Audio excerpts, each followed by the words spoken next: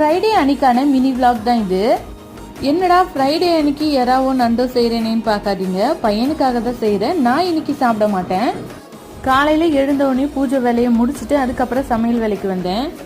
இந்த இறால் பார்த்தீங்கன்னா வியாழக்கிழமை அன்னைக்கு வாங்குந்து. இது அங்கேயே க்ளீன் பண்ணி தந்தாங்க. ஆனால் இந்த உள்ளே இருக்கிற அந்த குடலை எடுக்கவே இல்லை. இது எடுக்கிறது ரொம்ப ஈஸி. இது போல் அந்த இறாலோட சதையை கொஞ்சமாக கீறிட்டு அதுக்கப்புறம் அதுலேருந்து எடுத்துடலாம். இல்லைனா கத்தி வச்சு கூட எடுக்கலாம். நிறைய விஷயம் பார்த்தீங்கன்னா நாம் நம்ம ஃபேமிலிக்காக மாற்றிப்போம். அதே போல் நானும் நிறைய விஷயம் என்னோட ஃபேமிலிக்காக நான் மாற்றிருக்கேன். எல்லா விஷயத்துக்கும் எக்ஸ்பீரியன்ஸ் ரொம்ப ரொம்ப தேவை. எக்ஸ்பீரியன்ஸ் இருந்தால் எல்லா விஷயத்தையும் நம்ம சாதிச்சிடலாம். அதே மாதிரி தான் இந்த ஹவுஸ் ஒய்ஃபாக இருந்துட்டு நமக்கு பிடிச்ச விஷயத்த நாம் செஞ்சுக்கிறது.